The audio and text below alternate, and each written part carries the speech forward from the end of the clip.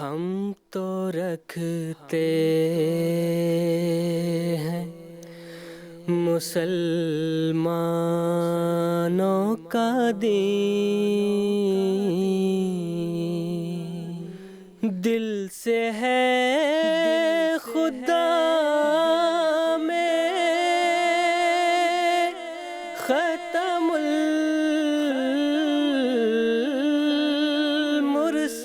المرسلین، دل سے ہے خدا میں ختم المرسلین،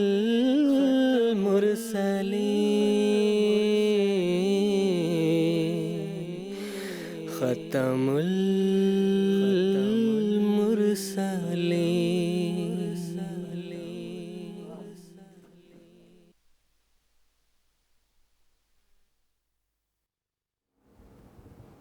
اعوذ باللہ من الشیطان الرجیم، بسم اللہ الرحمن الرحیم۔ ناظرین کرام، السلام علیکم ورحمۃ اللہ وبرکاتہ۔ ناظرین، آج 6 جولائی 2024 عیسوی ہفتے کا دن ہے۔ انڈیا میں اس وقت رات کے 10 بجے ہیں اور جی ایم ٹی کے مطابق اس وقت سہ پہر کے 4:30 بجے ہیں، اور ناظرین یہ وقت ہے پروگرام راہ ہدیٰ کا۔ ناظرین، قادیان دارالامان سے اپنے لائیو ڈسکشن پروگرام راہ ہدیٰ کے 4 ایپیسوڈز پر مشتمل سیریز کے ساتھ ہم آپ کی خدمت میں حاضر ہیں۔ ناظرین، آج اس سیریز کا آغاز ہو رہا ہے اور اس مکمل سیریز میں ہم سیدنا حضرت مرزا بشیر الدین محمود احمد صاحب خلیفۃ المسیح الثانی المصلح الموعود رضی اللہ تعالی عنہ کی تصنیف لطیف احمدیت یعنی حقیقی اسلام کے موضوع پر بات چیت کریں گے۔ ناظرین، جیسا کہ آپ جانتے ہیں کہ پروگرام راہ ہدیٰ لائیو ہونے کے ساتھ ساتھ ایک انٹریکٹیو پروگرام بھی ہے، یعنی آپ اپنے سوالات کے ذریعہ ہمارے اس پروگرام میں شامل ہو سکتے ہیں۔ ہم سے جڑنے کے لیے ہمارے رابطے کی تمام تفاصیل آپ اپنی ٹیلی ویژن سکرینز پر ملاحظہ فرما رہے ہوں گے۔ آپ ہم سے ٹیلی فون لائنز کے ذریعہ رابطہ کر سکتے ہیں، اسی طرح ٹیکسٹ میسیجز، فیکس میسیجز اور ای میل کی سہولیت بھی دستیاب ہے۔ ہم اسٹوڈیو ڈسکشن کے ساتھ ساتھ اپنے ناظرین کے سوالات یہاں اسٹوڈیو میں موجود علماء کرام کے پینل میں پیش کرتے ہیں، اور ہمارے علماء کرام اسی پروگرام کے ذریعہ ہمارے ناظرین کے سوالات کے جوابات دیتے ہیں۔ ناظرین، آج کے اس پروگرام میں موضوع کی مناسبت سے بات چیت کرنے کے لیے جو علماء کرام کا پینل موجود ہے، میں ان کا تعارف کروا دیتا ہوں۔ محترم مولانا محمد حمید کوثر صاحب اور محترم مولانا عطاء المجیب لون صاحب آج کے ایپیسوڈ میں خاکسار کے ساتھ شریک گفتگو ہوں گے۔ میں ہر دو حضرات کا خیر مقدم کرتا ہوں۔ ناظرین، 1924 عیسوی کا سال، جسے جماعت احمدیہ کی تاریخ میں ایک خاص اہمیت حاصل ہے، کیونکہ اسی سال لندن میں ویمبلے نمائش منعقد کی گئی، جس کے پروگرام میں یہ بھی شامل کیا گیا تھا کہ ایک مذہبی کانفرنس کا انعقاد کیا جائے، جس میں دنیا کے تمام مذاہب کی خوبیوں کے بارے میں لیکچر ہوں۔ اس کانفرنس میں حضرت خلیفۃ المسیح الثانی المصلح الموعود رضی اللہ تعالی عنہ کو بھی شرکت کی دعوت دی گئی تھی۔ حضرت مصلح موعود رضی اللہ تعالی عنہ نے اس کانفرنس کے لیے ایک مضمون احمدیت یعنی حقیقی اسلام تصنیف فرمایا تھا۔ پھر اس کانفرنس میں اس مضمون کا خلاصہ حضور انور رضی اللہ تعالی عنہ کی موجودگی میں حضرت چودھری محمد ظفر اللہ خان صاحب رضی اللہ تعالی عنہ نے پڑھ کر سنایا۔ 2024 عیسوی میں مذکورہ کتاب احمدیت یعنی حقیقی اسلام کی تصنیف لطیف کو 1 صدی مکمل ہو رہی ہے۔ اس مناسبت سے راہ ہدیٰ کی گزشتہ قادیان سیریز میں کتاب کے نصف اول کے مضامین پر مشتمل 4 ایپیسوڈز پیش کیے جا چکے ہیں، اور اس سیریز کے 4 ایپیسوڈز کتاب کے نصف آخر کے بارے میں پیش کیے جائیں گے۔ ناظرین، اس ساتھ ہی خاکسار آج کے ایپیسوڈ کا پہلا سوال محترم مولانا محمد حمید کوثر صاحب سے یہ پوچھنا چاہتا ہے کہ اچھے اخلاق کے حصول اور برے اخلاق سے اجتناب کے تعلق سے اسلام نے کیا ذرائع بیان کیے ہیں اور کیا ہدایات پیش کی ہیں، اس کی کچھ تفصیل پیش کریں۔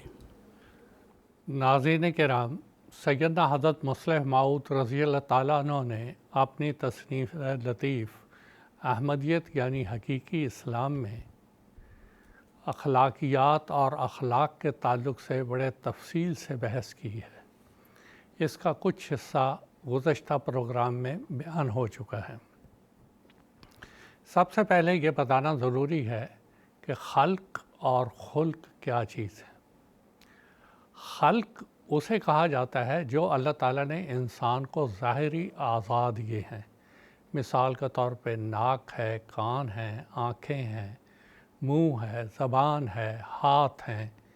یہ سارے خلق ہیں جو اللہ تعالیٰ نے انسان کو خوبصورتی کے لیے، انسان کو اپنے کام کاج کے لیے عطا کی ہیں۔ ایک ہے خلق۔ خلق وہ استعدادیں ہیں، وہ صلاحیتیں ہیں جو اللہ تعالیٰ نے انسان کو بخشی ہیں۔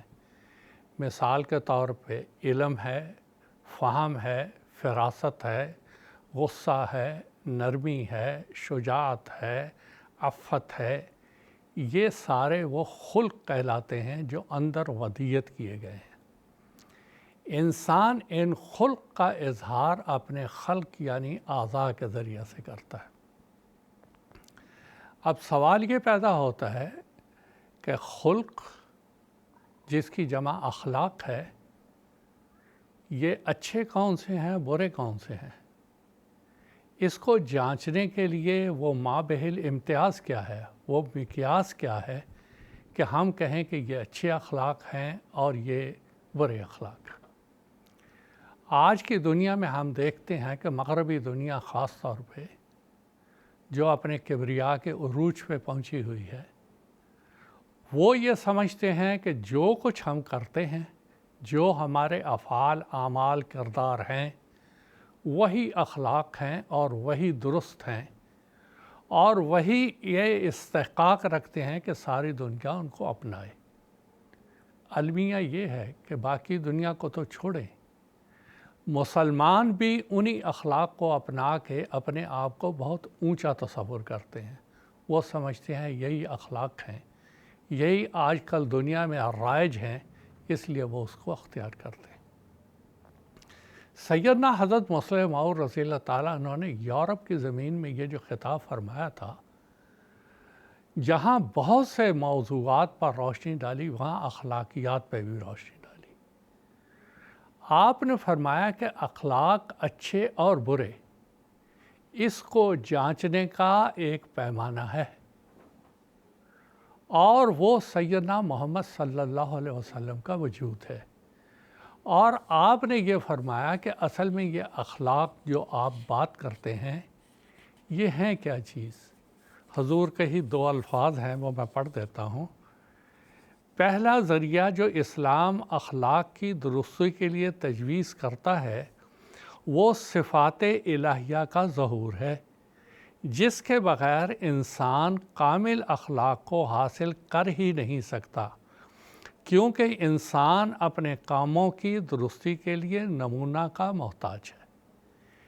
جو اللہ تعالیٰ نے صفات الہیہ قرآن مجید میں بیان فرمائی ہیں،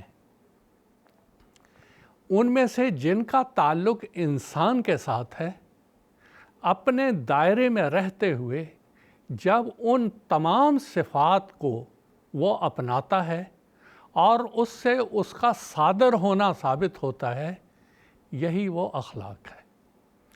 اب اس کے لیے سیدنا محمد صلی اللہ علیہ وسلم نے فرمایا، تخلقوا باخلاق اللہ، کہ تم اللہ کے اخلاق کو اپناؤ۔ اب اللہ کے اخلاق کیا ہیں؟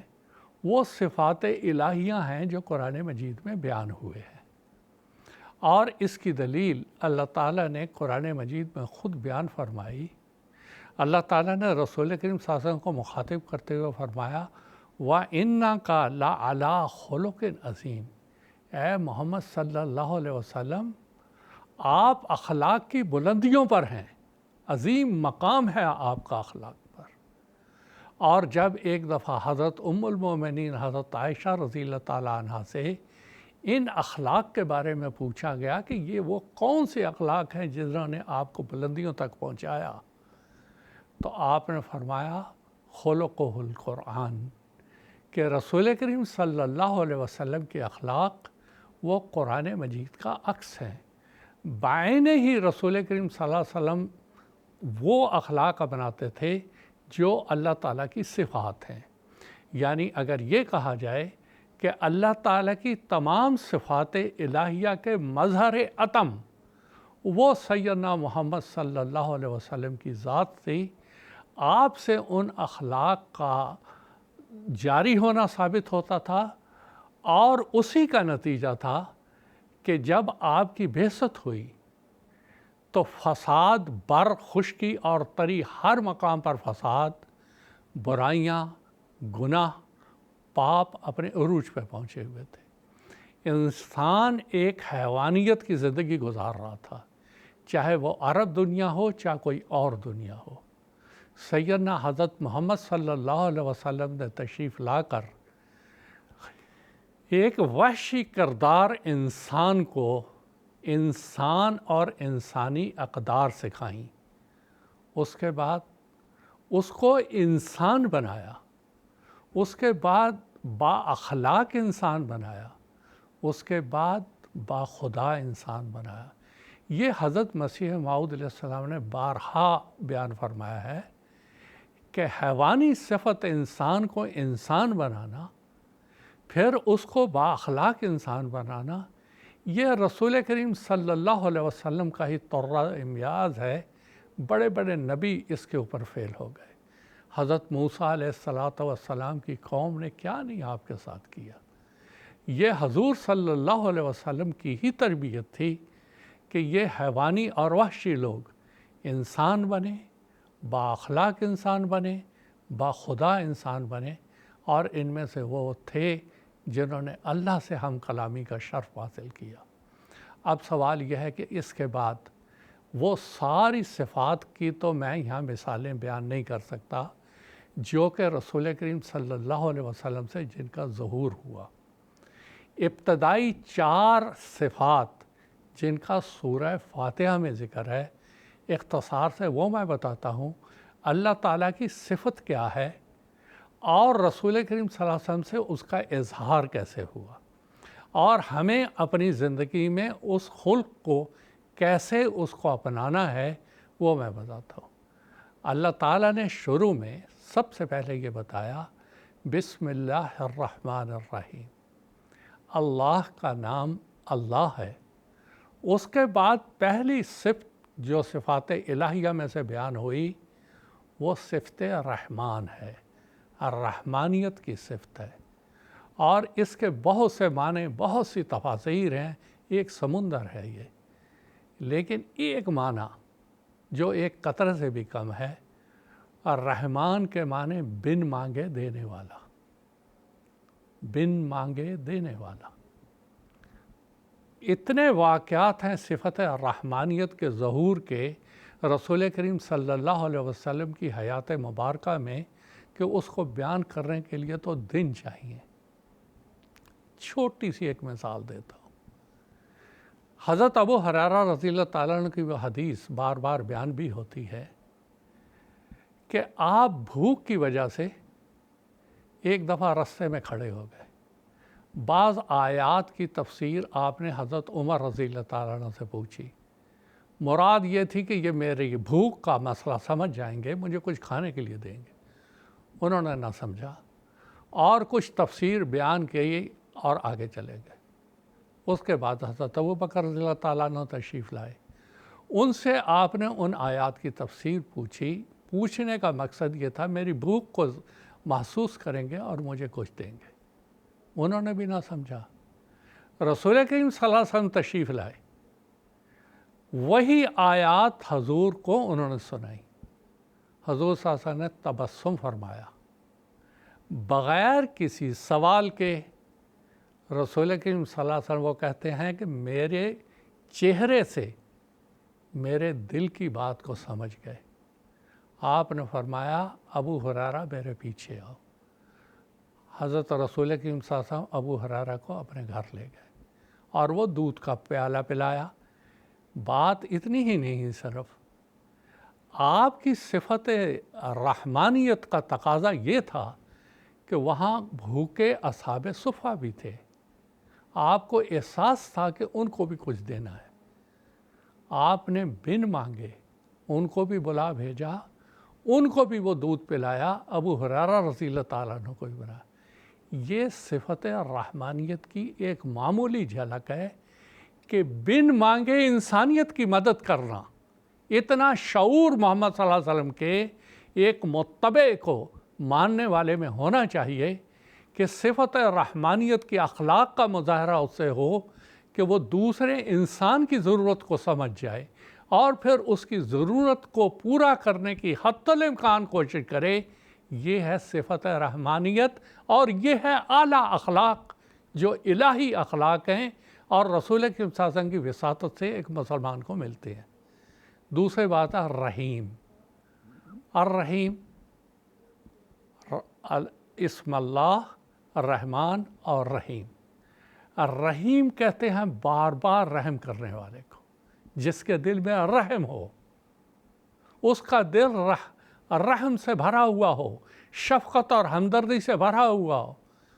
اس کا اظہار حضرت محمد صلی اللہ علیہ وسلم سے کیسے ہوا، اس کی ایک مثال دیتا ہوں۔ مکی دور تھا، رسول اکرم صلی اللہ علیہ وسلم خود ایک مظلومیت کے دور سے گزر رہے تھے، انتہائی مظلوم۔ آپ کا کعبہ میں نماز پڑھنا مشکل تھا، رستے میں چلتے لوگ پتھر مارتے۔ وہاں پر ایک شخص آیا جس کا نام تھا اراشا، وہ بدوی تھا، کچھ اونٹ بیچنے مکہ کی منڈی میں آیا۔ ابو جہل نے وہ اونٹ خرید لیے اور اس کو قیمت نہیں دی۔ وہ مارا مارا مکہ کی گلیوں میں پھرتا رہا، کوئی اس کی مدد کے لیے تیار نہیں تھا۔ مکہ والوں نے رؤوسان عذرائے شرارت اس کو کہا، تیری اگر کوئی مدد کر سکتا ہے تو وہ محمد بن عبداللہ صلی اللہ علیہ وسلم ہیں، ان کے در پہ جا۔ وہ ان کی چال سمجھا نہیں، وہ سادہ آدمی حضور کے در چلا گیا۔ حضور نے ساری داستان سنی اور صفت رحمانیت جھلک اٹھی، رحم کا مادہ جھلک اٹھا اور آپ اس کے ساتھ چل پڑے۔ جابر قاہر ابو جہل کے دروازے پہ جا کے دستک دی اور کہا اس کی رقم ادا کرو۔ وہ ڈر گیا، جا کے لا کے رقم ادا کی۔ جب لوگوں نے پوچھا تو ڈر کیسے گیا، کہتا میں نے دیکھا ایک اونٹ ہے جو میرے اوپر حملہ کر دے گا۔ یہ ہے صفت رحیمیت کا مظاہرہ جو میرے آقا محمد صلی اللہ علیہ وسلم کے ذریعہ دنیا میں جلوہ گر ہوئی۔ آج محمد صلی اللہ علیہ وسلم کے متبعین کو یہی جلوہ گری دکھانی ہے، یہی صفت رحیمیت کا مظاہرہ کرنا ہے۔ اس کے بعد تیسری صفت ہے، وہ ہے رب اور ربوبیت کی۔ اس کے دو معنی ہیں، کما ربا یعنی صغیرہ، تربیت بھی اور پالنا بھی۔ رسول کریم صلی اللہ علیہ وسلم کی ساری زندگی تربیت کرنے، پالنے اور بھوکے کوئی جس کی بھی ضرورت ہے وہ پوری کرنے میں گزری۔ وہ تفصیل یہاں بیان نہیں ہو سکتی، لیکن ہمارے آقا کی یہ ربوبیت، صفت ربوبیت انسانوں تک ہی نہیں بلکہ حیوانی دنیا تک بھی محیط تھی۔ ایک صحابی بیان کرتے ہیں کہ میں حضور صلی اللہ علیہ وسلم کے ساتھ ایک انصاری کے باغ میں گیا تو ایک اونٹ دوڑتا ہوا حضور صلی اللہ علیہ وسلم کے قدموں میں آ گیا۔ حضور صلی اللہ علیہ وسلم نے اس کو پیار کیا اور پوچھا یہ اونٹ کس کا ہے؟ ایک انصاری آیا، کہتا میرا ہے۔ حضور صلی اللہ علیہ وسلم نے فرمایا حیوانوں کے بارے میں اللہ کا تقوی اختیار کرو۔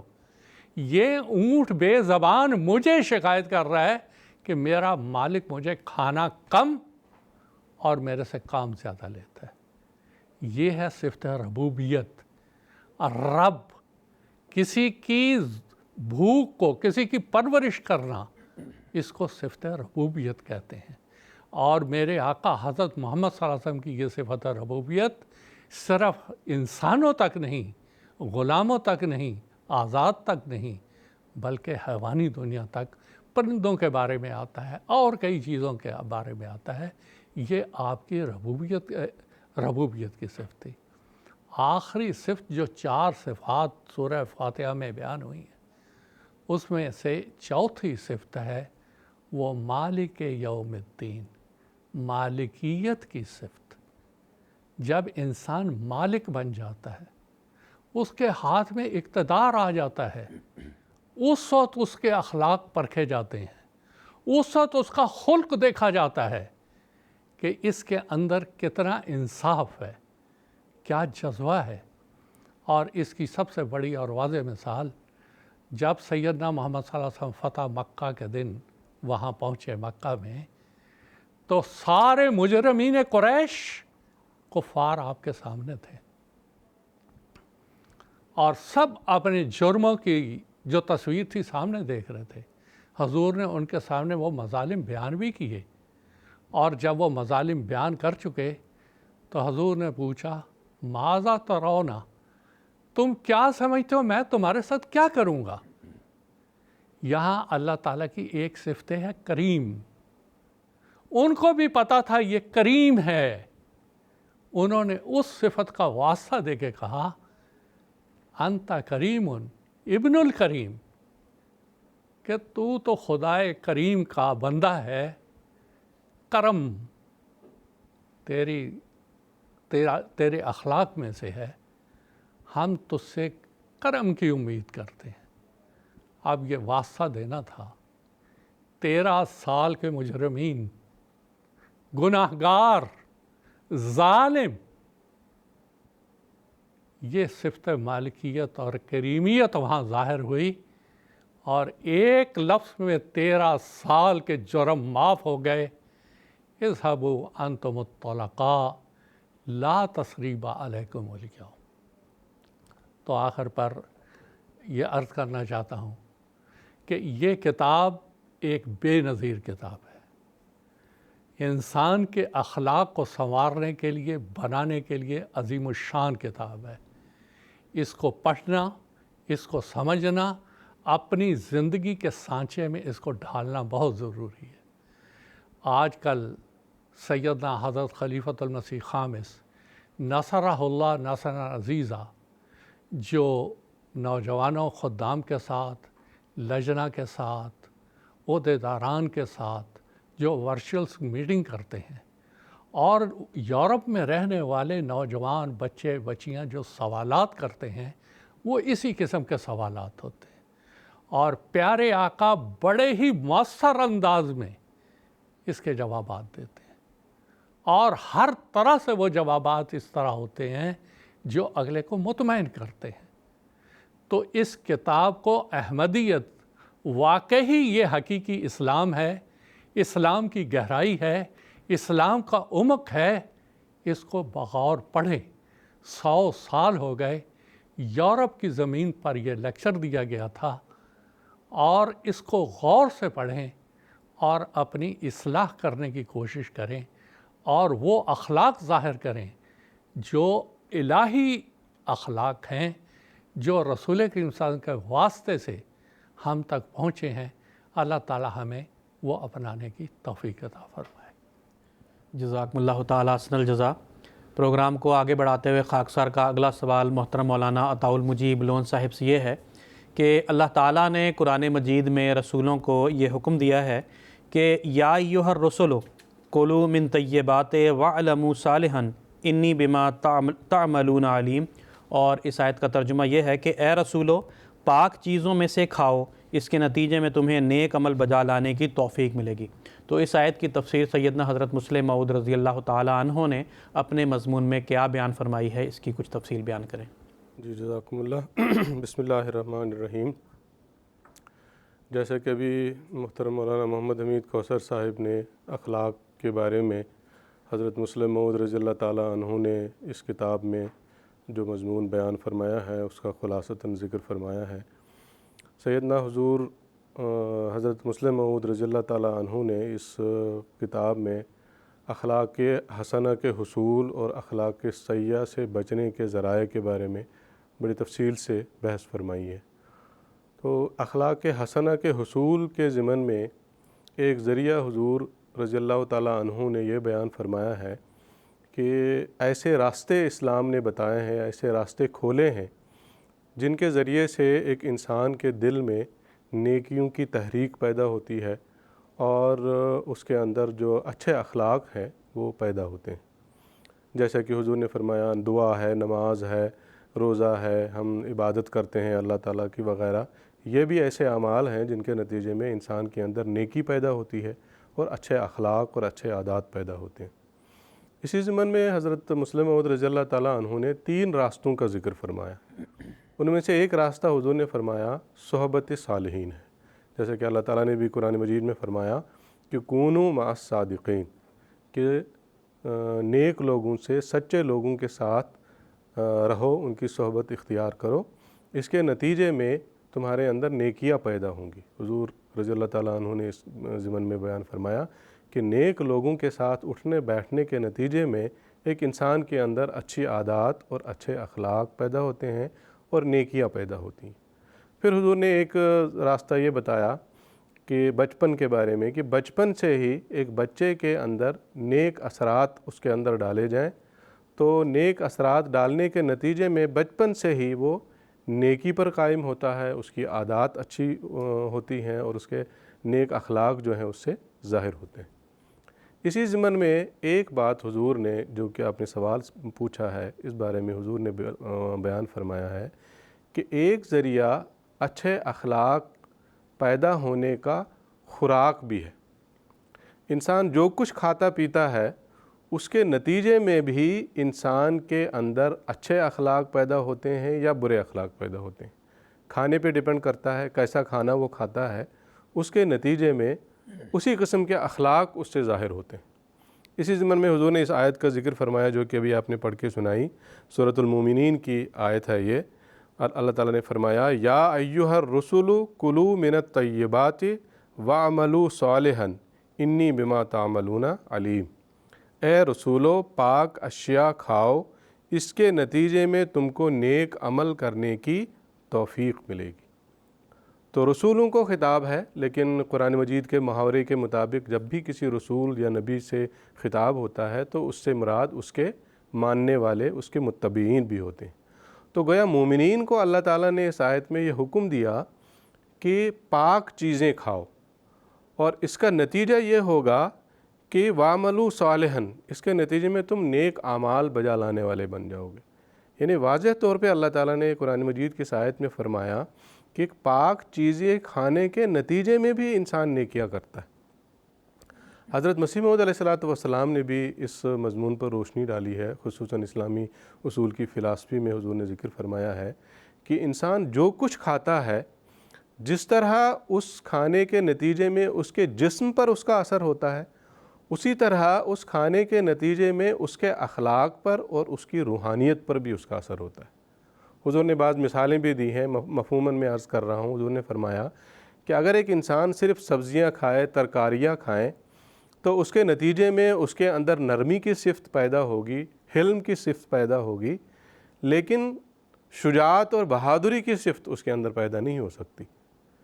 اور اس کے برعکس اگر ایک انسان صرف گوشت خور ہو اور صرف گوشت ہی کھاتا رہے تو اس کے اندر شجاعت تو پیدا ہوگی، دلیری تو پیدا ہوگی، لیکن اس کے اندر نرمی اور ملاطفت اور حلم کی جو صفات ہیں یہ ہرگز اس کے اندر پیدا نہیں ہوں گی.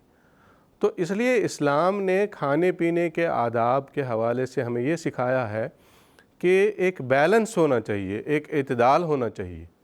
جہاں اس کو سبزی کھانے کی طرف بھی توجہ دینی چاہیے، وہاں گوشت کھانے کی طرف بھی توجہ دینی چاہیے. یہ دونوں کھانے جب بیلنس کے ساتھ، ایک اعتدال کے ساتھ ایک انسان کھاتا ہے تو اس کے نتیجے میں دونوں قسم کی صفات انسان کے اندر پیدا ہوتی ہے. چنانچہ حضرت مسلم موعود رضی اللہ تعالیٰ عنہ نے اس آیت کی تفسیر میں یہی مضمون بیان فرمایا ہے. میں چند لائنوں کا اقتباس حضرت مسلم موعود رضی اللہ تعالیٰ عنہ کا اس ضمن میں پیش کرنا چاہوں گا. حضور فرماتے ہیں، اسلام نے خوراک کے احکام کو ایک قانون پر مبنی رکھا ہے، اور وہ قانون یہ ہے کہ چونکہ انسان کو اپنے تمام طبعی جذبات کو بڑھانے کی ضرورت ہے، اس لیے اسے ہر قسم کی غذائیں کھانی چاہیے، سوائے ان غذاؤں کے جن کے استعمال سے کوئی حد سے بڑھا ہوا ضرر جسمانی یا اخلاقی یا روحانی ہو. چنانچہ اسی وجہ سے اسلام نے یہ حکم دیا ہے کہ ترکاری بھی اور گوشت بھی، دونوں چیزوں کا استعمال کرنا چاہیے، کیونکہ بعض اخلاق نباتات کے استعمال سے ترقی کرتے ہیں اور بعض حیوانات کے استعمال سے، یعنی گوشت کھانے کے استعمال سے. جیسے کہ حلم اور نرمی اور ذکاوت اور استقلال نباتات کے استعمال سے پیدا ہوتے ہیں، لیکن شجاعت اور وقار اور ہمت اور غیرت حیوانات کے استعمال سے زیادہ ہوتے ہیں۔ بس اسلام نے ہر ایک قسم کی غذاؤں کے استعمال کا حکم دیا ہے تاکہ سب جذبات انسان کے اندر نشو و نما پاتے رہیں۔ تو یہ حضور نے وضاحت اس آیت کی بیان فرمائی، اور پھر آگے حضور نے یہ بھی بیان فرمایا کہ اسلام نے یہ بھی سکھایا ہے کہ ایسا نہیں ہے کہ کھانے کا گوشت کھانے کا حکم دیا تو انسان صرف گوشت ہی کھاتا رہے، سبزی کھانے کی اجازت دے دی تو صرف سبزی ہی کھاتا رہے۔ حضور نے ایک اور آیت اس حوالے سے الاعراف کی پیش فرمائی، جس میں اللہ تعالیٰ فرماتا ہے یا بنی آدم خذوا زینتکم عند کل مسجد وکلوا واشربوا ولا تسرفوا انہ لا یحب المسرفین، کہ اے مومنو نیک اعمال کے حصول کے لیے خدا تعالیٰ کی عبادت ظاہر و باطن کو درست کر کے کرو، اور ہر قسم کے کھانے اور پینے کی چیزوں کو استعمال کرو، اور ایک ہی طرف زور نہ دے دو، لا تسرفوا، ایک ہی طرف زور نہ دے دو، تاکہ ہر قسم کے طبعی تقاضے تم میں نشو و نما پائیں۔ تو یہ اخلاق ہیں کھانے پینے کے اعتبار سے جو اللہ تعالیٰ نے قرآن مجید میں ہمیں سکھائے ہیں، اور یہ واضح فرمایا جو شروع کی آیت خاکسار نے پیش کی، اور حضرت مسلم موعود رضی اللہ تعالیٰ عنہ نے اس کی وضاحت بیان فرمائی کہ کھانے پینے کے نتیجے میں انسان کے اخلاق اور اس کے عادات پر اثر پڑتا ہے۔ پھر اس کے ساتھ ہی حضور نے ایک اور آیت یہ بھی پیش فرمائی جس میں یہ فرمایا کہ حد بندی بھی کی ہے اللہ تعالیٰ نے، کہ ایسا نہیں ہے کہ جو مرضی کھاتے رہو، یہ تعلیم بھی دی کہ پاک چیزیں کھانی ہے، یہ تعلیم بھی دی کہ اسراف نہیں کرنا ہے، اس کے ساتھ یہ تعلیم بھی اللہ تعالیٰ نے بیان فرمائی کہ کیا چیز نہیں کھانی ہے۔ کیونکہ اس کی وجہ بھی یہی ہے کہ ان کے کھانے کے نتیجے میں ایک انسان کے اخلاق خراب ہو جاتے ہیں، انسان کے اخلاق پر برا اثر پڑتا ہے۔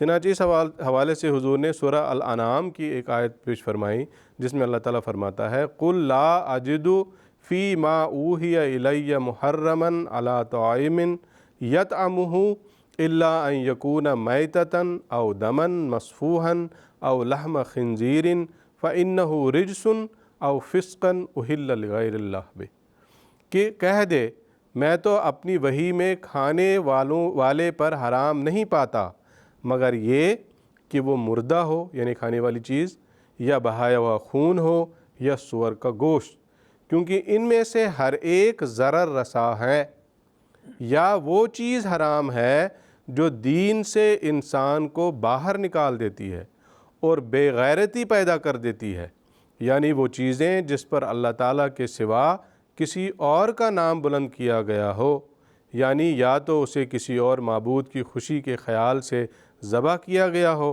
یا خدا کے سوا کسی اور کا نام ذبح کے وقت لیا گیا۔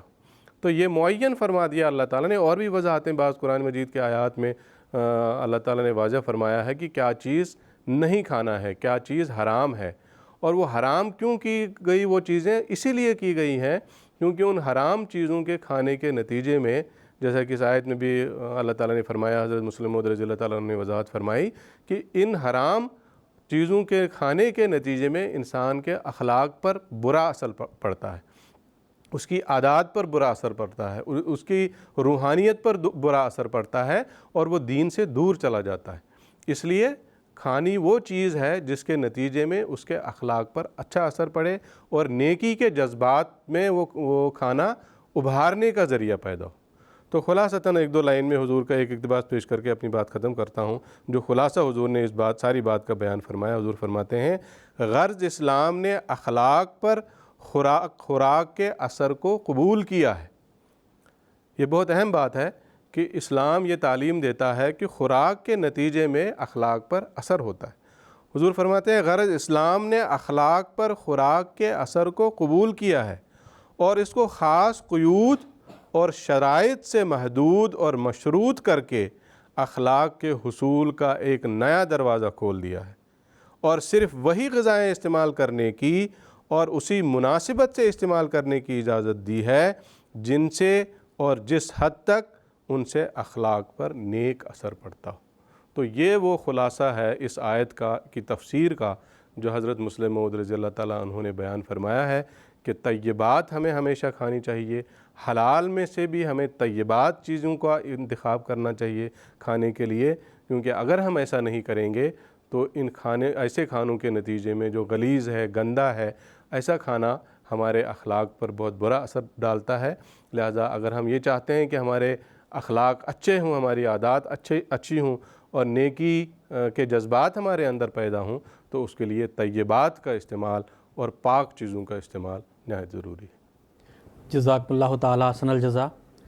ناظرین، ہمارے ایک ٹیلی فون کالر ہمارے اس پروگرام میں ہمارے ساتھ جڑ چکے ہیں۔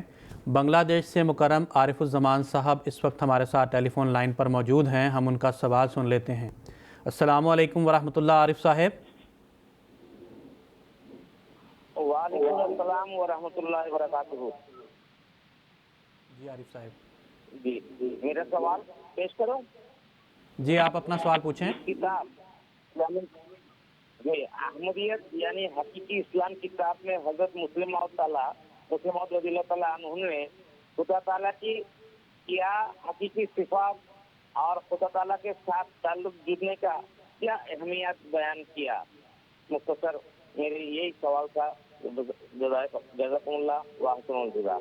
جزاک اللہ عارف صاحب۔ میں محترم مولانا محمد حمید کوثر صاحب سے درخواست کرتا ہوں، ان کا سوال یہ ہے کہ احمدیت یعنی حقیقی اسلام کتاب میں اللہ تعالیٰ کی کون سی ایسی حقیقی صفت بیان کی گئی ہے اور اللہ تعالیٰ کے ساتھ اپنا تعلق جوڑنے کے کیا طریق بیان کیے گئے ہیں، اس کے بارے میں اختصار کے ساتھ کچھ بیان فرمائیں۔ سیدنا حضرت مسلم موعود رضی اللہ تعالیٰ عنہ نے کتاب احمدیت یعنی حقیقی اسلام میں بہت سے اس موضوع پر کہ ایک انسان کا اللہ سے کیسے تعلق قائم ہو، یہ بڑا ایک اہم سوال تھا جو یورپ میں اس وقت بھی تھا اور اب بھی ہے۔ آپ نے اللہ تعالیٰ کی بعض صفات کا ذکر کر کے اس کی وضاحت کی ہے۔ اس میں سے ایک یہ ہے کہ آپ نے فرمایا سمیع الدعا، اللہ تعالیٰ کو پکارو اور اللہ تعالیٰ تمہاری پکار کا جواب دیتا ہے۔ اللہ سے تعلق قائم کرنے کا طریق سب سے پہلے یہ ہے کہ اللہ تعالیٰ کو پکارو، ادعونی استجب لکم، تم اس کو پکارو وہ تمہیں جواب دے گا۔ اسلام جس اللہ کو دنیا سے متعارف کروا رہا ہے، اس نے یہ واضح طور پہ اعلان کیا ہے مجھے پکارو میں تمہیں جواب دوں گا۔ اب باقی کوئی مذاہب، دنیا کے کوئی مذہب یہ دعویٰ نہیں کرتا کہ اس کو پکارو اور وہ جواب دے گا۔ پکارتے جاؤ پکارتے جاؤ پکارتے جاؤ، جواب کوئی نہیں ملے گا۔ یہ ویسے ہی بات ہوئی کہ ایک انسان جنگل میں گم ہو جائے، وہ پکارتا رہے کوئی ہے نجات دینے والا، وہاں تو اس کو کوئی جواب ملے نا، تو وہ یہی سمجھے گا کہ یہاں کوئی بھی نہیں ہے رہنے والا۔ وہی حال باقی مذاہب کا ہے کہ وہ پکارتے جا رہے ہیں، اب دیوی دیوتائیں اور یہاں ہم سب دیکھتے ہیں، لیکن جواب کچھ نہیں ملتا ہے۔ لیکن اسلام ایک ایسا ہے جو سمیع الدعا، دعا کو سنتا ہے، جواب دیتا ہے، اور اس کے جواب دینے کے کئی طریقے ہیں، اور کم سے کم اتنا کہ دلی اطمینان اور سکون حاصل ہوتا ہے۔ اور پھر یہ کہ اگر وہ دعا اس کے حق میں اچھی نہیں ہے، ضرر رساں ہے، تب بھی اللہ تعالیٰ سمجھا دیتا ہے کہ یہ دعا اس لیے میں نے قبول نہیں کی کہ یہ تیرے لیے نقصان دہ ہے۔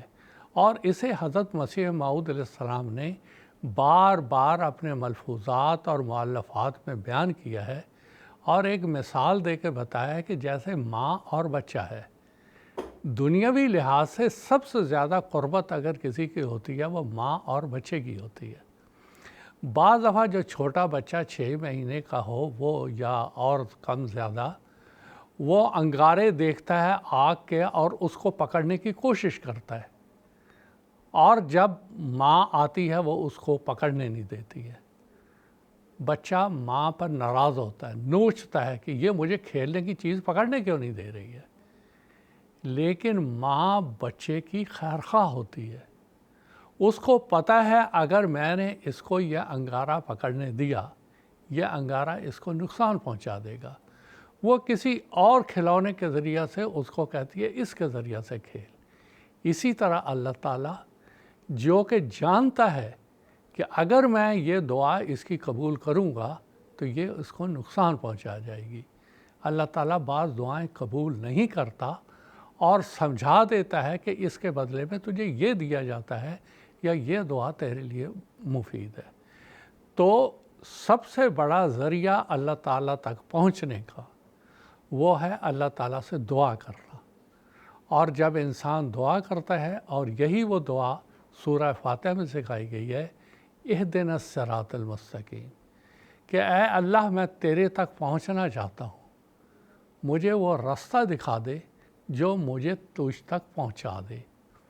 راستے کا صحیح ہونا بھی منزل تک پہنچنے کا ایک بہت بڑا وسیلہ ہوتا ہے۔ اگر ہم نے جانا ہے یہاں دلی اور چل پڑے ہم پٹھان کوٹ کی طرف، ساری عمر ایک انسان دلی نہیں پہنچ سکتا۔ تو پہلے تو اس کو صحیح سمت کا پتہ ہونا چاہیے کہ کس منزل پہ اس نے جانا ہے اور کون سا راستہ اختیار کرنا ہے۔ تو اسلام نے یہ دعا سکھائی، اہدنا الصراط المستقیم کی دعا پڑھو اور اس کے بعد راستہ اختیار کرو۔ اسی طرح حضور نے اور بہت سی مثالیں دے کے سمجھایا ہے، اور حضرت مسیح صاحب کے بعض واقعات بیان کر کے بتایا ہے کہ اس زمانے میں بھی اللہ تعالیٰ دعاؤں کو سنتا ہے، اور جو اس کی طرف جانا چاہے اس کے لیے وہ رہنمائی بھی کرتا ہے۔ جزاکم اللہ تعالیٰ حسن الجزا۔ پروگرام کو آگے بڑھاتے ہوئے خاکسار کا اگلا سوال محترم مولانا محمد حمید کوثر صاحب سے ہی ہے کہ قومی تعلقات کو صحیح نہج پر رکھنے کا دار و مدار خاندانی تعلقات پر منحصر ہے، تو اس لحاظ سے اسلام نے میاں بیوی کے حوالے سے جو تعلیمات بیان کی ہیں اس کی کچھ تفصیل بیان فرمانے کی درخواست ہے۔ سیدنا حضرت مسیح معود رضی اللہ تعالیٰ عنہ نے اسی کتاب میں اس موضوع پہ تفصیلی بحث کی ہے، اور بڑے اختصار سے بعض دوسری مثالوں کے ذریعہ سے میں اس کو سمجھنے اور سمجھانے کی کوشش کروں گا۔ حضور نے فرمایا ایک لڑکا اور لڑکی جب بلوغت کی عمر میں پہنچتے ہیں تو ان کا نکاح اور شادی ہوتا ہے۔ ان دونوں کی شادی کے نتیجے میں ایک نئے خاندان کی بنیاد رکھی جا رہی ہوتی ہے، نئی نسل چل رہی ہوتی ہے۔ اب مثال کے طور پہ سیدنا حضرت علی رضی اللہ تعالیٰ عنہ اور حضرت فاطمہ رضی اللہ عنہا کی شادی ہوئی تو آگے سادات جو آج ہم تک گنتے ہیں وہ سارے کے سارے اسی شادی اور نکاح کے نتیجے میں تھے۔ حضور نے فرمایا کیونکہ ایک بالغ مرد اور عورت کی جب شادی ہو رہی ہوتی ہے، ایک نئے خاندان کی ابتدا ہو رہی ہوتی ہے، اس وقت جو اختیار کرتا ہے لڑکا اور لڑکی ایک دوسرے کو، وہ 4 وجوہات میں سے کسی وجہ پر کرتا ہے۔ یا تو اس کا مال ہوگا، یا اس کا حسب و نسب والا اعلیٰ خاندان ہوگا، یا اس لڑکی یا لڑکے کا بڑا حسن و جمال ہوگا، یا دین اس کے پیش نظر ہوگا۔ حضور صلی اللہ علیہ وسلم فرمایا خدا تیرا بھلا کرے، تو دیندار لڑکی یا لڑکے کو اختیار کر۔ یہ ہے اصول کہ دین جب مقدم ہوگا دونوں کے پیش نظر، آئندہ جو نسل چلنے والی ہوگی اور جس کا ہدف شادی کا ایک سب سے بڑا مقصد وہ یہ ہے کہ نیک اولاد، ربنا حب لنا من ازواجنا و ذریاتنا قرۃ اعین وجعلنا للمتقین اماما۔ پھر وہ دعا کرتے ہیں اے اللہ ہم کو نیک صالح اولاد دے جو ہماری آنکھوں کی ٹھنڈک ہو اور امام ہو۔ ایک تو امام دینی امام، دنیا کے ہر میدان کا اس کو امام بنا ہماری نسل میں سے۔ اب یہ ایک کامل دعا ہے۔ اب میں ایک مثال دیتا ہوں کہ رسول کریم صلی اللہ علیہ وسلم نے کیا اس کو کس طرح سے اپنایا۔ رسول کریم صلی اللہ علیہ وسلم کی عمر 25 سال تھی، اور آپ نے شادی کی حضرت ختیجہ رضی اللہ عنہا سے جن کی عمر 40 سال تھی۔ کس وجہ سے؟ کیونکہ وہ طاہرہ مشہور تھی مکہ میں، حالانکہ 2 شوہر اس کے فوت ہو چکے ہوئے تھے، 2 دفعہ وہ بیوہ ہو چکی ہوئی تھی، مگر اس کی نیکی، اس کی پاک بازی، اس کی طہارت، اس وجہ سے باوجود 40 سال عمر ہونے کے آپ نے اس سے شادی کی، 15 سال آپ نے اس کے ساتھ گزارے۔ جب آپ کی عمر 40 سال ہوئی تو غار حرا میں حضور صلی اللہ علیہ وسلم پر پہلی وحی نازل ہوئی۔ اب آپ اندازہ لگائیں کہ ایک میاں بیوی ہیں، 15 سال سے رہ رہے ہیں، ان کے بچے بھی اسی عرصے میں ہوتے ہیں، مگر بیوی آپ کو روکتی نہیں کہ غار حرا میں جا کے آپ عبادت کریں۔ وہ کہہ سکتی تھی بچے چھوٹے ہیں، یہ کام مجھے چھوڑ کے، کبھی نہیں اس نے یہ کہا۔ پھر جب پہلی وحی نازل ہوئی اور حضور صلی اللہ علیہ وسلم اس کے پاس آئے تو اس نے یہی کہا کاللہ، خدا کی قسم آپ خوش ہو جائیں، اللہ تعالیٰ آپ کو کبھی رسوا نہیں کرے گا، آپ صلہ رحمی کرتے ہیں، آپ مظلوموں کی مدد کرتے ہیں۔ اب آپ دیکھیں کہ ایک بیوی جو طاہرہ ہے، طاہرہ ہونے کی حیثیت سے حضور نے اس سے نکاح اور شادی کی، آپ کی دعویٰ سنتے ہی آپ کی تصدیق کرتی ہے۔ مکہ میں اور بھی تو بہت سی عورتیں تھیں، وہ ہندہ تھی، فلاں تھی، کیا کیا نہیں تھی، لیکن یہ طاہرہ جس کو حضور نے محض اس وجہ سے قبول کیا کہ اس کے اندر ایک دینداری تھی، طہارت تھی۔ قرآن مجید نے 2 مثالیں اور دی ہیں اس تعلق سے، ایک نوح کی بیوی کی، ایک لوط کی بیوی کی۔ دونوں نے ہی اپنے خاوندوں سے خیانت کی، سورہ تحریم میں اس کا پورا ذکر ہے، اور دونوں ہی عذاب کا شکار ہوئی۔ نتیجہ کیا نکلا اس سے؟ نتیجہ یہ نکلا کہ جو دینداری، طہارت اور طاہرہ ہونے کی حیثیت سے جو بیوی قبول کی جاتی ہے اور جو شوہر قبول کیا جاتا ہے، اللہ تعالیٰ اس کے اندر برکتیں دیتا ہے، وہی صحیح معاشرہ بناتی ہے، وہی صحیح قوم بناتی ہے۔ الجنت تحت اقدام الامہات کا مطلب یہ ہے کہ ماؤں کی فرما برداری تبھی کی جا سکتی ہے جو وہ فرما برداری کے قابل ہوں۔ تو حضرت مسلم معود رضی اللہ تعالیٰ عنہ نے یہ بات یہاں تفصیل سے بیان کی کہ سب سے پہلے میاں بیوی کا اختیار اور ان کا انتخاب وہ درست ہونا چاہیے، اس کے بعد اگلی بات۔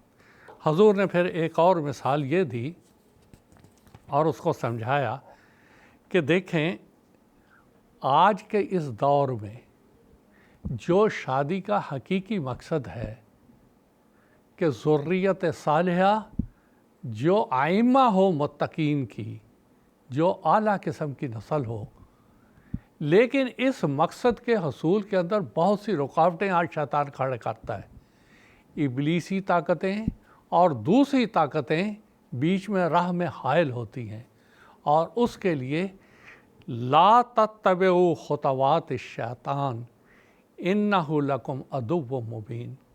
اللہ تعالیٰ نے مومنوں کو نصیحت کی کہ شیطان کے قدموں کے اوپر نہیں چلنا، یہ یقین رکھو، اپنے ذہن میں راسخ کر لو، وہ تمہارا کھلا کھلا دشمن ہے۔ آج جو مغربیت کے رنگ میں دنیا رنگین ہوتی جا رہی ہے، فحاشت اور ریانیت، جو بھی بد کرداری ہو سکتی ہے، گناہوں کے نگری میں ڈوبتے چلے جا رہے ہیں لوگ۔ اللہ تعالیٰ نے پہلے ہی سمجھا دیا تھا کہ شیطان کے قدموں کے پیچھے نہ چلنا، شیطان کی پیروی نہ کرنا، وہ تمہارا دشمن ہے، وہ تمہیں خدائے رحمان سے دور لے جائے گا۔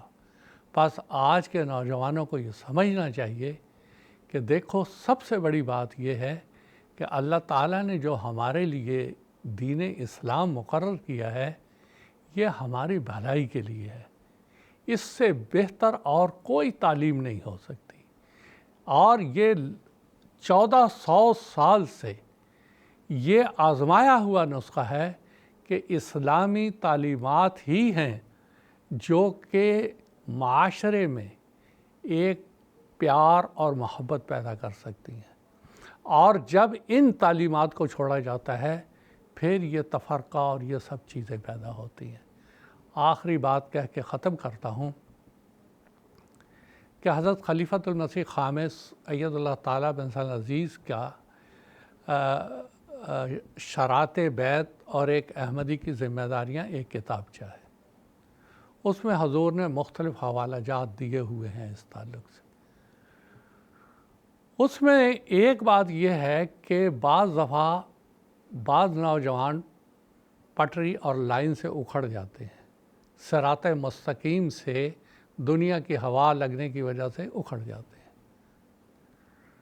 ان لوگوں کو یہ حضرت مسلم موعود رضی اللہ تعالیٰ نے اس کتاب میں بھی سمجھایا ہے کہ ان کو سختی سے نہیں، ان کو علمی طریق سے قائل کریں اور سمجھاتے رہیں اور سمجھاتے رہیں، اور اسی طرح کبھی ان سے مایوس نہ ہوں اور ان کو مایوسی سے نکالیں اور ان کو برائیوں سے بچانے کی نصیحت کریں. حضور اید اللہ تعالیٰ بن سال عزیز نے حضور کے زمانے کی ایک مثال دی کہ ایک شخص حضور صلی اللہ علیہ وسلم کی خدمت میں حاضر ہوا اور کہنے لگا مجھ میں اتنی برائیاں ہیں، اتنی برائیاں ہیں، اتنی برائیاں ہیں، مجھے کوئی نصیحت کیجئے کہ میں ان برائیوں سے نجات پاؤں. حضور نفسیات کے ماہر تھے. حضور نے اس کے نفسیات کو سمجھا اور ایک ماہر ڈاکٹر اور طبیب کی طرح اس کا علاج کیا کہ اس کی ایک ہی علاج ہے. آپ نے فرمایا دیکھو تم مجھ سے وعدہ کرو کہ تم جھوٹ نہیں بولو گے. اور وہ کہنے لگا یہ تو بڑی آسان بات ہے. لیکن یہ وعدہ کر کے جب وہ گیا تو جب کوئی برائی کرنے لگتا تو وہ کہتا اگر میں نے جھوٹ بولا تو یہ غلط بیانی ہوگی، اور اگر میں نے سچ بتایا تو مجھے اس کی سزا ملے گی. اب یہ ہے نفسیاتی ماہر کا کام کہ جو لوگ تھوڑا سا اس رستے سے ہٹتے ہیں، جو نوجوان، ان کو سمجھانا اور سمجھاتے چلے جانا، اور ایک ماہر نفسیات اور روحانیت کے ذریعہ اور دعا کا ذریعہ ان لوگوں کو سمجھایا جائے تو یہ صحیح رستے پہ چل پڑیں گے. اہدنا الصراط المستقیم کے رستے پر چل کر انعمت علیہم کے رستے پر پہنچ جائیں گے. ورنہ کوشش کریں آخر لمحے تک کہ یہ والضالین کے رستے پہ نہ جائیں. تو یہ ہے وہ تمدن کا، اصلاح کا وہ طریقہ جو حضور نے حضرت مسلم موعود رضی اللہ تعالیٰ عنہ نے اس کتاب میں بیان کیا، اور بعد دوسرے اور مثالیں دے کے میں نے سمجھانے کی کوشش کی. اللہ ہمیں اس کی توفیق عطا فرمائے. جزاک اللہ تعالیٰ حسن الجزا. ناظرین، ایک آف لائن سوال ہمیں بذریعہ ٹیکسٹ میسیج موصول ہوا ہے، میں وہ سوال یہاں پڑھ کر سنا دیتا ہوں. سوال ہے کہ حضرت مسیح موعود علیہ السلام کی تعلیمات کا اثر آپ کی جماعت پر کیا پڑا؟ میں مولانا عطاء المجیب لون صاحب سے درخواست کرتا ہوں کہ بالکل مختصر وقت کے لحاظ سے رعایت سے اس کا جواب دیں. جزاک اللہ. سوال تو یہ ایسا ہے کہ اس پر بڑی تفصیلی بات کی جا سکتی ہے، لیکن حضرت مسیح موعود علیہ السلام اسی مقصد سے دنیا میں مبعوث ہوئے تھے کہ آپ نے اپنی بعثت کا مقصد ہی یہ بیان فرمایا ہے کہ ایک پاک اور نیک جماعت کا قیام دنیا میں عمل میں آئے، اور فرمایا کہ میری بعثت کا مقصد یہ ہے کہ جو لوگ خدا سے دور ہیں ان کو خدا تعالیٰ کے ساتھ ملایا جائے، اور مخلوق کا جو آپس کا تعلق بگڑا ہوا ہے اس تعلق کو استوار کیا جائے. تو یہ بنیادی خلاصہ ہے آپ علیہ السلام کی تعلیمات کا. تو جو اس کا اثر ہے وہ تو اتنا لمبا ہے، اتنی تفصیلی ہے وہ کہ اس کو بیان کرنا ممکن نہیں ہے، لیکن مختصر ایک لائن میں یہ عرض کرنا چاہتا ہوں کہ اللہ تعالیٰ کے فضل سے آپ کی تعلیمات کے نتیجے میں جہاں آپ کے ماننے والوں کا اللہ تعالیٰ کے ساتھ زندہ تعلق پیدا ہوا، وہاں باہم ان کا ایسا تعلق مضبوط اور استوار ہوا جیسا کہ اسلام کی تعلیمات کا منشا ہے. جزاکم اللہ تعالیٰ حسن الجزا. پروگرام کو آگے بڑھاتے ہوئے خاکسار کا اگلا سوال محترم مولانا عطاء المجیب لون صاحب سے ہی ہے کہ قرآن مجید یہ حکم دیتا ہے کہ اگر بیوی کسی غیر اخلاقی افعال کی مرتکب ہوتی ہے تو وضربوہن، یعنی اس کو بدنی سزا دو. لیکن آج کل جو غیر مسلم ہیں وہ اس حکم پہ اعتراض کرتے ہیں، اور موجودہ دور میں عصر حاضر میں عورتوں پر تشدد وغیرہ کو جرم بھی سمجھا جاتا ہے. تو اسلام جب یہ حکم دیتا ہے تو اس کی جوازیت کیا ہے اور اس کی حکمت کیا ہے، یہ بیان فرمانے کی درخواست ہے. اسلام کبھی بھی ہرگز کوئی ایسی تعلیم نہیں دیتا ہے جس میں یہ بیان کیا گیا ہو کہ نعوذ باللہ اپنی بیویوں کے ساتھ یا عورتوں کے ساتھ ظلم اور جبر اور تشدد کا سلوک جو ہے وہ جائز قرار دیتا ہو، ایسی کوئی بھی تعلیم اسلام کے اندر اللہ تعالیٰ کے فضل سے موجود نہیں ہے۔ تمدن کے حوالے سے جیسے کہ بات ہو رہی تھی، حضرت مسلم موعود رضی اللہ تعالیٰ عنہ نے اسی ضمن میں میاں بیوی کے حقوق کے حوالے سے اس بات کا ذکر فرمایا ہے، اور ضمناً اس کا ذکر آیا ہے کہ وَضْرِبُوهُنَّ کے الفاظ استعمال ہوئے ہیں، سورہ نساء کی آیت ہے۔ اس میں دراصل اللہ تعالیٰ نے بیویوں کی اصلاح کے جو طریقہ جو ہے وہ اس قرآن مجید کی اس آیت میں بیان فرمایا، اور 3 مراحل بیان فرمائے، اور وہ یہ کہ جب بھی کسی بھی عورت کے اندر کوئی برائیاں اس سے ظاہر ہو، بدخلقیاں اس سے ظاہر ہوں، یا خاص طور پر بدی کا ارتکاب اس سے ہو، فحش کا ارتکاب اس سے ہو، تو ایسی صورت میں اس کی اصلاح بھی تو ضروری ہے۔ اس کو ایسے ہی اسی راستے پہ چھوڑا تو نہیں جا سکتا کہ وہ بدی کرتی رہے اور میاں جو ہے اس کی بدی کو دیکھتا رہے اور نظر انداز کرتا رہے۔ یہ ایک حقیقی مذہب کی تعلیم کے بالکل برعکس بات ہے کہ ایک عورت کو ہم دیکھ رہے ہیں کہ وہ غلط راستے پہ ہے، لیکن اس کی اصلاح کا کوئی ذریعہ نہیں ہم اختیار کر رہے۔ تو اللہ تعالیٰ نے 3 اصلاح کے ذریعے ایسی عورت کے لیے قرآن مجید کی آیت سورہ نساء کی 35 نمبر آیت ہے، اس میں بیان فرمایا ہے۔ اس میں پہلا ذریعہ اللہ تعالیٰ نے فرمایا کہ سب سے پہلے تو واضح نصیحت کرو، سمجھاؤ، اس کو ڈانٹ ڈپٹ کرو، پیار محبت سے اس کو سمجھاؤ کہ تم غلط راستے پہ ہو، صحیح راستے پہ آؤ۔ اگر اس سے وہ باز نہیں آتی تو دوسرا ذریعہ یہ بتایا اللہ تعالیٰ نے کہ وَاہْجُرُوهُنَّ فِي الْمَضَاجِعِ، ان سے ان کی خوابگاہوں سے الگ ہو جاؤ۔ تو ان کی خوابگاہوں سے الگ ہونے کے نتیجے میں بھی وہ جو برائی ہے اس کو ترک کرنے کی طرف مائل ہو سکتی ہے اور اچھائی کی طرف آ سکتی ہے۔ پھر اللہ تعالیٰ نے فرمایا اگر اس سے بھی فرق نہیں پڑتا تو وَاضْرِبُوهُنَّ، پھر ان کو مار سکتے ہو۔ ہلکی سی جو ہے مارنے کی جو ہے اللہ تعالیٰ نے اجازت بیان فرمائی، لیکن یہ واضح ہونا چاہیے۔ میں اچھی طرح اس بات کو بیان کرنا چاہتا ہوں، حضرت مسلم موعود رضی اللہ تعالیٰ عنہ نے واضح کیا اس بات کو کہ یہ صرف ایسے موقع پر ہے کہ جب کوئی بدی کا ارتکاب ہو، بدی کے محرکات کا ارتکاب ہو، یا پھر بدی کا واضح طور پر ارتکاب ہو، تو تب ایسی صورت ہے۔ اور اس کے لیے بھی شرائط لگائی گئی ہیں۔ سب سے بنیادی شرط یہ ہے کہ 4 گواہ ہونے چاہیے۔ 4 گواہ ہونے کی صورت میں پھر وہ بدی ثابت ہوگی تو پھر اس کی اجازت ہوگی۔ پھر یہ شرط بھی لگائی جیسے کہ میں نے کہا بدی کے ارتکاب پہ سزا دے سکتے ہیں، ورنہ اور کسی برائی پہ، کسی غلطی پہ، گھر میں سالن میں نمک زیادہ ہو گیا، مرچ زیادہ ہو گیا اور مرد جو ہے وہ ڈنڈا اٹھا کے عورت کو پیٹنا شروع کر دے، ایسی ہرگز کوئی اجازت نہیں ہے۔ بعض لوگ ایسا سمجھتے ہیں اور اس جو یہ حکم ہے اس سے نتیجہ نکالتے ہیں کہ ہم کبھی بھی مار سکتے ہیں، ایسی ہرگز کوئی اجازت نہیں ہے۔ شرائط کے ساتھ پابند کیا گیا۔ پھر فرمایا منہ پہ نہیں مارنا، ہڈی پہ نہیں مارنا، بہت ساری چیزیں ہیں جو وقت کیونکہ چھوٹا مختصر ہے اس لیے میں اس کو اب اختصار کے ساتھ ہی ختم کرتا ہوں کہ اجازت ہے، استثنائی صورت میں ہے اور شرائط کے ساتھ اس کو محدود کیا گیا ہے۔ کھلی اجازت اسلام نہیں دیتا ہے کہ ہر وقت جب بھی چاہو عورت کو مارتے پھرو، اس کی ہرگز اسلام میں اجازت نہیں۔ جزاکم اللہ تعالیٰ حسن الجزا۔ ناظرین، اس کے ساتھ ہی ہمارے آج کے اس ایپیسوڈ کے اختتام کا وقت ہوا چاہتا ہے۔ پروگرام کے اختتام پر خاکسر سیدنا حضرت اقدس مسیح موعود علیہ السلام کا ایک اقتباس پیش کرے گا۔ سیدنا حضرت مسیح موعود علیہ السلام فرماتے ہیں، خدا نے مجھے مخاطب کر کے فرمایا کہ میں اپنی جماعت کو اطلاع دوں کہ جو لوگ ایمان لائے، ایسا ایمان جو اس کے ساتھ دنیا کی ملونی نہیں، اور وہ ایمان نفاق یا بزدلی سے آلودہ نہیں، اور وہ ایمان اطاعت کے کسی درجے سے محروم نہیں، ایسے لوگ خدا کے پسندیدہ لوگ ہیں، اور خدا فرماتا ہے کہ وہی ہیں جن کا قدم صدق کا قدم ہے۔ رسالہ الوصیت، روحانی خزائن، جلد 20، صفحہ 309۔ ناظرین، اس کے ساتھ ہی ہمارا یہ آج کا ایپیسوڈ اختتام پذیر ہوتا ہے۔ انشاءاللہ تعالی آئندہ ایپیسوڈ میں اسی موضوع پر بات چیت کو جاری رکھیں گے۔ اجازت دیجیے۔ السلام علیکم ورحمۃ اللہ وبرکاتہ۔ آؤ لوگوں کہ یہی نور خدا پاؤ گے، لو تمہیں طور تسلی کا بتایا ہم نے۔ آؤ لوگوں کہ یہی نور خدا پاؤ طور تسلی کا بتایا